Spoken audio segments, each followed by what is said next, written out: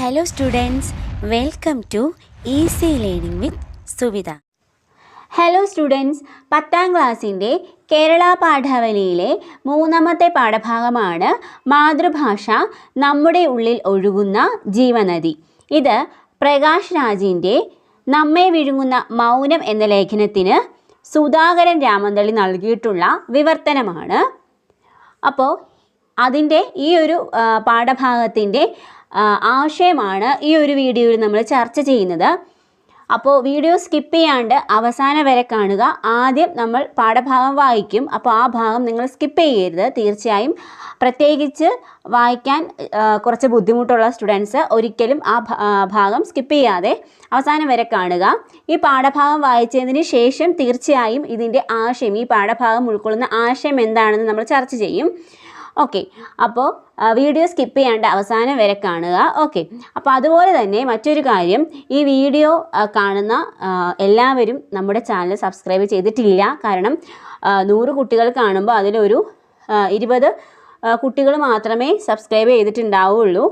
അപ്പോൾ ബാക്കിയുള്ളവരും കൂടെ സബ്സ്ക്രൈബ് ചെയ്യണം. അതുപോലെ എൻ്റെ ചാനൽ മാത്രമല്ല, ബാക്കി എല്ലാ യൂട്യൂബേഴ്സിൻ്റെയും നിങ്ങൾക്ക് വീഡിയോ നൽകി അല്ലെങ്കിൽ നിങ്ങൾക്ക് വേണ്ടിയിട്ട് എഫേർട്ട് ഇട്ട് ചെയ്തിട്ടുള്ള എല്ലാ യൂട്യൂബേഴ്സിൻ്റെയും വീഡിയോ നിങ്ങൾ ചാനൽ എന്ത് ചെയ്യുക, സബ്സ്ക്രൈബ് ചെയ്യുക. അതുപോലെ അവരുടെ വീഡിയോസിനൊക്കെ ലൈക്ക് ചെയ്യുക, കമൻറ്റ് ചെയ്യുക.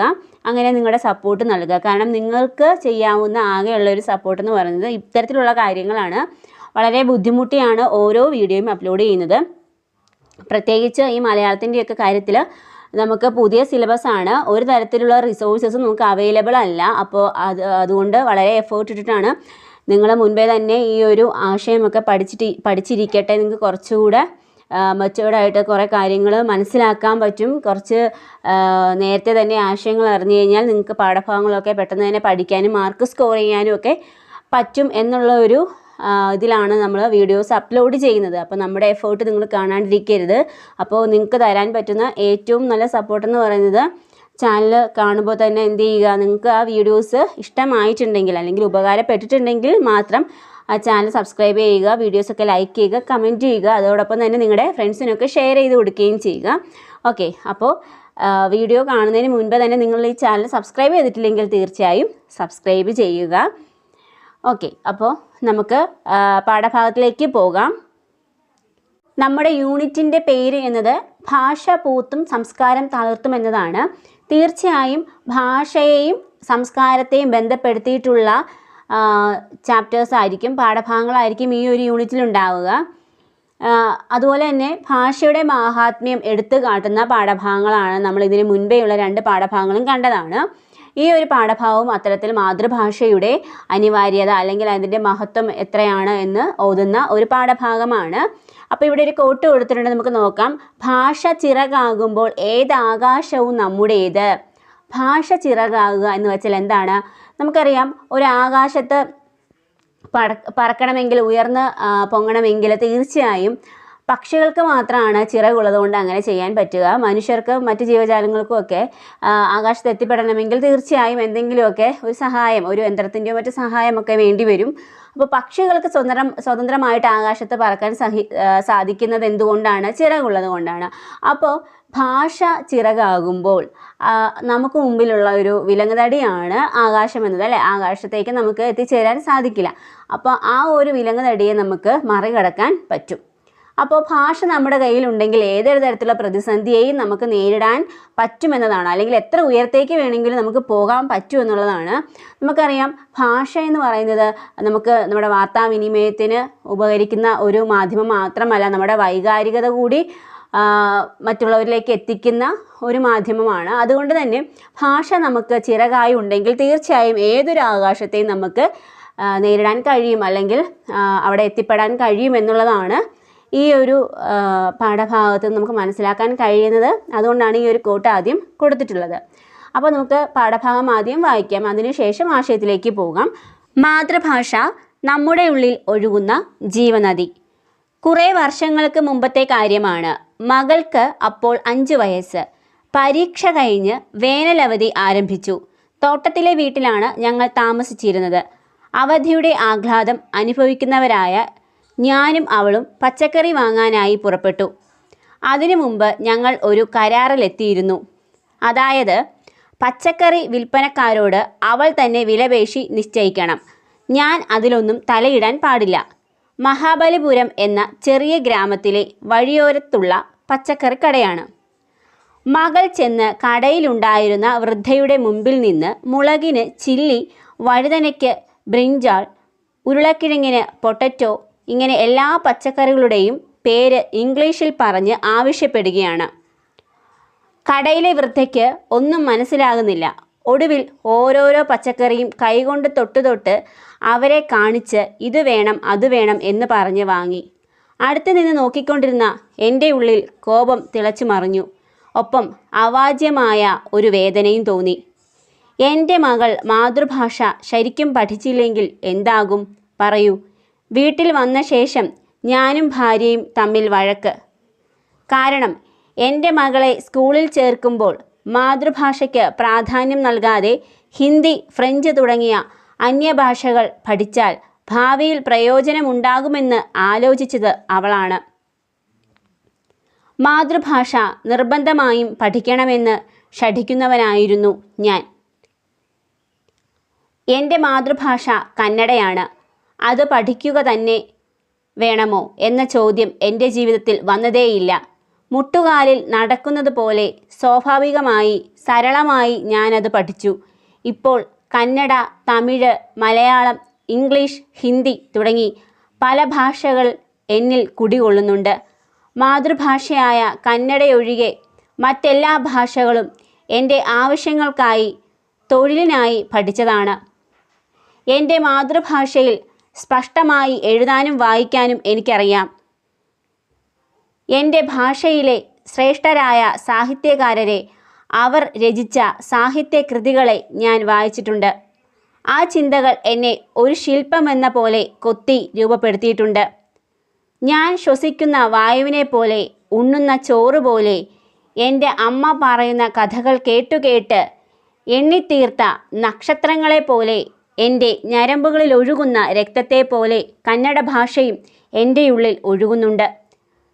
എൻ്റെ മാതൃഭാഷ നല്ലവണ്ണം പഠിച്ചതുകൊണ്ട് തന്നെയാണ് മറ്റു ഭാഷകൾ വളരെ എളുപ്പം പഠിക്കാൻ എനിക്ക് കഴിഞ്ഞത്.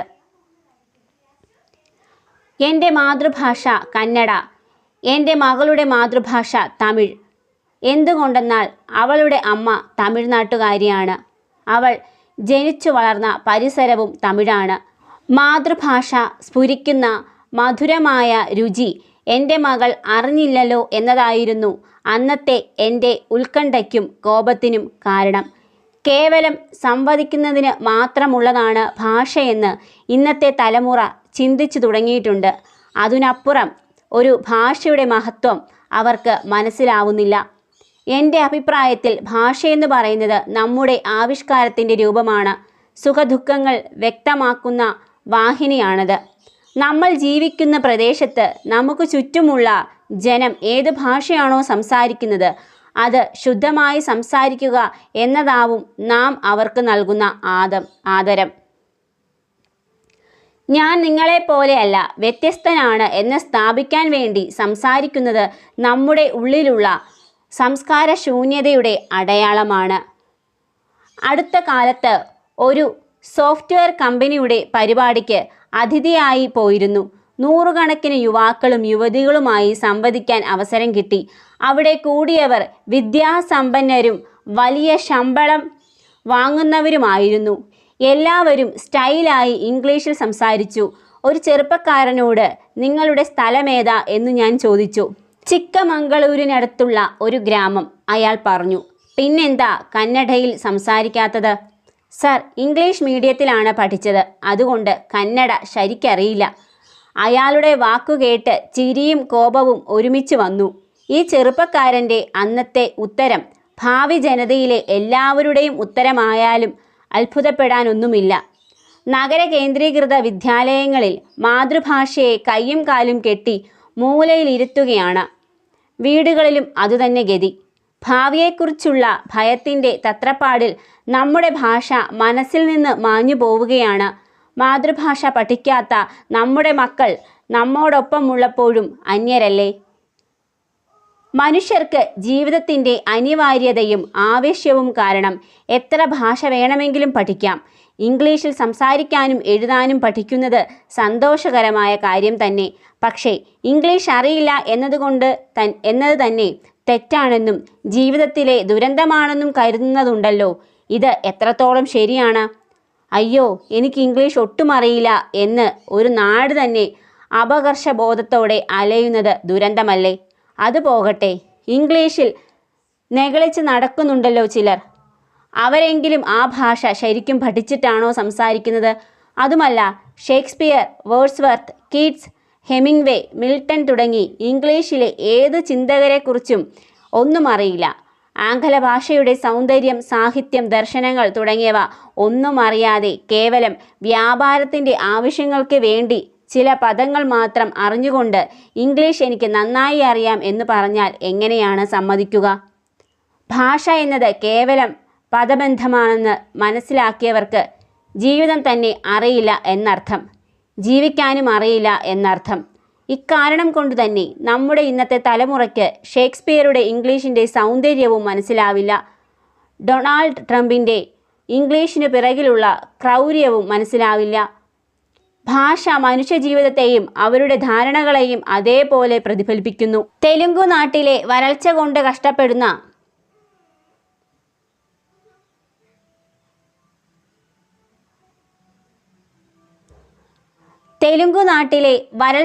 കഷ്ടപ്പെടുന്ന രായലസീമയിൽ ആരെങ്കിലും തെറ്റു ചെയ്താൽ ചെയ്ത പാപങ്ങളൊന്നും ദഹിക്കാനാവാതെ നീ വയറ് പൊട്ടിച്ചാവും നോക്കിക്കോ എന്ന് കഠോരമായി ശകാരിക്കും. എന്നാൽ ഗോദാവരി, കൃഷ്ണ നദീ തീരങ്ങളിലെ ജനം നീ ചെയ്ത പാപങ്ങളൊക്കെയും ഭാവിയിൽ ഒരു ദിവസം ഫലമായി വീഴും നോക്കിക്കോ എന്ന് പഴങ്ങളെ രൂപകങ്ങളായി ഉപയോഗിച്ച് നയത്തിൽ ശകാരിക്കും. എന്തുകൊണ്ടെന്നാൽ സമൃദ്ധമായി മരങ്ങളുള്ള പ്രദേശമാണത്. അവർ പറയുന്ന വാക്കുകളിൽ അവിടുത്തെ ജനതയുടെ ജീവിതവും പ്രാദേശികമായ സമ്പൽ സമൃദ്ധിയുമൊക്കെ കാണാവുന്നതാണ്. അതുകൊണ്ട് തന്നെയാണ് ഒരു ഭാഷ പഠിക്കുകയെന്നാൽ അതിലൂടെ ആ ജനതയുടെ സംസ്കാരത്തെ അറിയുക എന്നുകൂടിയാണ് അർത്ഥം എന്ന് പറയുന്നത്. ഒരു നാടിൻ്റെ വിചാരധാരയെ, ജീവിതത്തെ രേഖപ്പെടുത്തിയ അനേകം എഴുത്തുകാരെ അറിയാതെ കേവലം വ്യാപാരത്തിനു വേണ്ടി മാത്രം ഭാഷ പഠിക്കുന്ന മനസ്ഥിതിയുള്ളത് കൊണ്ടാണ് നാം നമ്മുടെ അസ്തിത്വം തന്നെ കളഞ്ഞു കുളിച്ചിരിക്കുന്നത്. ഇംഗ്ലീഷ് ഭാഷയെ കവചമാക്കിക്കൊണ്ട് ആ ഭാഷ അറിഞ്ഞില്ലെങ്കിൽ പിന്നെ ജീവിതം തന്നെ വ്യർത്ഥമാണെന്ന് പേടിപ്പിക്കുകയാണ്. ബ്രിട്ടീഷുകാർ നമ്മുടെ നാടിനുമേൽ ആധിപത്യം സ്ഥാപിക്കാൻ ഉപയോഗിച്ചിരുന്ന ആയുധം അവരുടെ ഭാഷയായിരുന്നു. മനുഷ്യൻ ഏതു ഭാഷയാണോ സംസാരിക്കുന്നത് ആ നാടിൻ്റെ ആളായി മാറും എന്ന സത്യം അവർക്ക് നന്നായി അറിയാമായിരുന്നു. ഇളയച്ചൻ, ഇളയമ്മ, വല്യച്ഛൻ, അമ്മാവൻ ഇങ്ങനെ കൂട്ടുകുടുംബമായി ജീവിക്കുന്ന നമ്മുടെ സംസ്കാരത്തിൽ ഇല്ലാത്ത ഭാഷയെ ഒരു ചോദ്യം പോലും ചോദിക്കാതെ നമ്മുടെ വീട്ടിൽ അനുവദിച്ചത് കൊണ്ട് നമ്മുടെ ബന്ധങ്ങളെല്ലാം അങ്കിളും ആൻറ്റിയും ആയി തീർന്നിരിക്കുന്നു. ബന്ധങ്ങളുടെ സംജ്ഞകൾ ബന്ധങ്ങൾ നഷ്ടപ്പെടുന്നത് പോലെ തന്നെയല്ലേ? ഇംഗ്ലണ്ടിൽ ജനിച്ച് വെയിൽ കാണാത്ത കുട്ടികൾ റെയിൻ റെയിൻ ഗോ എവേ എന്ന് പാടുമ്പോൾ അതിന് അർത്ഥമുണ്ട്. പക്ഷേ മഴയില്ലാതെ തടാകങ്ങളും പുഴകളും വറ്റിപ്പോയിക്കൊണ്ടിരിക്കുന്ന നമ്മുടെ മണ്ണിൻ്റെ മക്കൾ റെയിൻ റെയിൻ ഗോ എവേ എന്ന് പാടാമോ? അവർ പാടേണ്ടത് എങ്ങോട്ട് പോകുന്നു മേഘമേ നിൽക്കുക, ഞങ്ങൾക്ക് നാലിറ്റു വെള്ളം പകരുക എന്നല്ലേ? ജീവിതത്തിൽ ചില കാര്യങ്ങൾ ഒരു കാരണവശാലും മാറ്റാനാവില്ല. ഞാൻ പിറന്ന ജാതിയുമായി എനിക്കൊരു ബന്ധവുമില്ല, എൻ്റെ മേൽ വെറുതെ ചുമത്തപ്പെട്ടതാണ് എന്നതുകൊണ്ട് അതിനെ മാറ്റാം. പക്ഷേ ആർക്കും അവരുടെ മാതൃഭാഷയെ മാറ്റാനാവില്ല. അങ്ങനെ ആരെങ്കിലും ചെയ്താൽ അത് പെറ്റമ്മയെ മാറ്റുന്നത് പോലെയാവും. പ്രകാശ് രാജ് പണ്ട് തൻ്റെ മകൾക്കൊപ്പം പച്ചക്കറി വാങ്ങാൻ പോയപ്പോൾ ഉണ്ടായ ഒരു സംഭവത്തിൻ്റെ സ്മരണയോടെയാണ് ലേഖനം ആരംഭിക്കുന്നത്. മകൾക്ക് മാതൃഭാഷ അറിയില്ല. അവൾ പച്ചക്കറി വിൽക്കുന്ന വൃദ്ധയോട് പച്ചക്കറികളുടെ പേര് ഇംഗ്ലീഷിൽ പറയുന്നു. ഇത് കേട്ട് വൃദ്ധയ്ക്ക് ഒന്നും മനസ്സിലാവുന്നില്ല. പിന്നീട് അവൾ ഓരോന്നും തൊട്ടു കാണിക്കുന്നു. ഇത് കണ്ട് പ്രകാശ് രാജിന് ദേഷ്യവും വേദനയും ഒരുപോലെ ഉണ്ടാകുന്നു. മാതൃഭാഷയെ പഠിക്കാത്ത മകൾ അദ്ദേഹത്തിന് വളരെയധികം മനോവിഷമമുണ്ടാക്കുന്നു. അതിന് കാരണക്കാരിയായ ഭാര്യയോട് അദ്ദേഹം തൻ്റെ ദേഷ്യം പ്രകടിപ്പിക്കുന്നു. മാതൃഭാഷ എപ്പോഴും ഒരാളുടെ അന്തസ്സിൻ്റെയും സംസ്കാരത്തിൻ്റെയും അടിസ്ഥാനമാണ്. അത് വ്യക്തിയുടെ വികാരങ്ങൾ, ചിന്തകൾ, അനുഭവങ്ങൾ തുടങ്ങിയവ ഏറ്റവും സ്വാഭാവികമായി പ്രകടിപ്പിക്കാൻ കഴിയുന്ന വഴിയാണ്. മാതൃഭാഷ ഒരു ജീവനദിയാണ്. അത് നമ്മുടെ ഉള്ളിലൂടെ ഒഴുകുന്നു, നമ്മെ ധാരാളമാക്കുന്നു, പരിപോഷിപ്പിക്കുന്നു. മറ്റേതൊരു ഭാഷയിലും ഉണ്ടാവാത്ത ആത്മബന്ധമാണ് ഈ ഭാഷയുമായി നമ്മൾ പങ്കിടുന്നത്. അതിനാൽ തന്നെ മാതൃഭാഷയെ സംരക്ഷിക്കുകയും പ്രേമിക്കുകയും ചെയ്യേണ്ടത് ഓരോ വ്യക്തിയുടെയും കടമയാണ്. പ്രകാശ് രാജിൻ്റെ മാതൃഭാഷ കന്നഡയാണ്. എന്നാൽ തൊഴിലിൻ്റെ ഭാഗമായി അദ്ദേഹം തമിഴ്, മലയാളം, ഹിന്ദി, ഇംഗ്ലീഷ് തുടങ്ങിയ പല ഭാഷകളും പഠിച്ചു. അദ്ദേഹത്തിൻ്റെ ഭാര്യ തമിഴ്നാട്ടുകാരിയാണ്. എന്നാൽ കന്നഡത്തിലോ തമിഴിലോ അദ്ദേഹത്തിൻ്റെ മകൾക്ക് പ്രാവീണ്യം ഉണ്ടായിരുന്നില്ല എന്ന് മാത്രമല്ല, ആ ഭാഷകളുടെ അടിത്തറ പോലും അറിയുമായിരുന്നില്ല. പകരം പിന്നീട് അവളുടെ ജീവിതം സുഗമമാക്കാൻ വേണ്ടി ഫ്രഞ്ച്, ഇംഗ്ലീഷ് ഒക്കെയാണ് അദ്ദേഹത്തിൻ്റെ ഭാര്യ മകളെ പഠിപ്പിക്കുന്നത്. കേവലം സംവദിക്കുന്നതിനുള്ള മാർഗം മാത്രമല്ല ഭാഷയെന്ന് പ്രകാശ് രാജ് പറയുന്നു. അതിനപ്പുറം ആ ഭാഷകൾക്കൊക്കെ അതിൻ്റേതായ മഹത്വമുണ്ട്, സംസ്കാരമുണ്ട്. മറ്റുള്ളവരുടെ ഭാഷ ശുദ്ധമായി സംസാരിക്കുന്നതാണ് നാം അവർക്ക് കൊടുക്കുന്ന ആദരം. മറിച്ച് ഞാൻ നിങ്ങളിൽ നിന്ന് വ്യത്യസ്തനാണെന്ന് കാണിക്കാൻ സംസാരിക്കുന്നത് സംസ്കാര ശൂന്യതയാണെന്നും അദ്ദേഹം കൂട്ടിച്ചേർക്കുന്നു. മാതൃഭാഷ ഒരാളുടെ ആന്തരിക ജീവിതവുമായി ചേർന്നിട്ടുള്ള ആത്മബന്ധമാണ്. അത് നമ്മുടെ ചിന്തകൾ, വികാരങ്ങൾ, അനുഭവങ്ങൾ എന്നിവ ഏറ്റവും സ്വാഭാവികമായി പ്രകടിപ്പിക്കാൻ കഴിയുന്ന ഭാഷയാണ്. ഈ ലേഖനത്തിൽ മാതൃഭാഷയെ ജീവനദിയായി വിശേഷിപ്പിക്കുന്നു. മനുഷ്യൻ്റെ ജീവനദി രക്തമാണ്. ആ രക്തം പോലെ അമൂല്യമാണ് മാതൃഭാഷയും. അന്യഭാഷകൾ പഠിക്കേണ്ടതിൻ്റെ പ്രാധാന്യം അംഗീകരിച്ചിട്ടും മാതൃഭാഷയെ അവഗണിക്കരുതെന്നും അതിൻ്റെ സംരക്ഷണവും വളർച്ചയും ഓരോരുത്തരുടെയും ഉത്തരവാദിത്തമാണെന്നും ലേഖകൻ ഓർമ്മിപ്പിക്കുന്നു. ഇംഗ്ലീഷ് ഭാഷ കൈകാര്യം ചെയ്യുന്നവർ അതെന്തോ കാട്ടിക്കൂട്ടലുകൾക്ക് വേണ്ടി ചെയ്യുന്നുവെന്നും ഷേക്സ്പിയറിൻ്റെയോ വേഴ്സ്വർത്തിൻ്റെയോ ആശയങ്ങൾ അറിയാതെയും ആ ഭാഷയുടെ സൗന്ദര്യം മനസ്സിലാക്കാതെയും എനിക്ക് ഇംഗ്ലീഷ് അറിയാം എന്ന് പറയുന്നത് മണ്ടത്തരമാണെന്നും അദ്ദേഹം പറയുന്നു. ഒരു നാടിൻ്റെ വിചാരധാരയെ, ജീവിതത്തെ രേഖപ്പെടുത്തിയ അനേകം എഴുത്തുകാരെ അറിയാതെ കേവലം ആശയവിനിമയത്തിനായി ഭാഷ പഠിക്കുമ്പോൾ ഭാഷയുടെ അസ്തിത്വം കളഞ്ഞു കുളിക്കുകയാണ് ചെയ്യുന്നത്.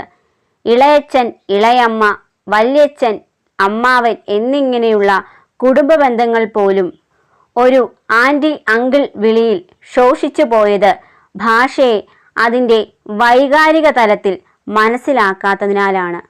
മാതൃഭാഷയോടുള്ള ബന്ധം ഒരു ജീവൻ പോലെ കാണാവുന്നതാണ്. നമ്മുടെ മനസ്സിലൊഴുകുന്ന ജീവനദിയാണ് മാതൃഭാഷ. മാതൃഭാഷ ഓരോ വ്യക്തിക്കും സമൂഹത്തിനും അതിൻ്റെ പ്രഗതിശീലനത്തിനും സംസ്കാരത്തിനും അടിത്തറയാണ്. മാതൃഭാഷയെ മറക്കുന്നവൻ പെറ്റമ്മയെ മറക്കുന്നുവെന്ന് വളരെ ശക്തമായ ഭാഷയിൽ വിമർശിക്കുകയും ആധുനിക യുഗത്തിലെ ഭാഷാ പ്രയോഗങ്ങളെ ഓർത്ത് ദുഃഖിക്കുകയും ചെയ്യുന്നു പ്രകാശ് രാജ് എന്ന അതുല്യ നടനും ഭാഷാസ്നേഹിയും.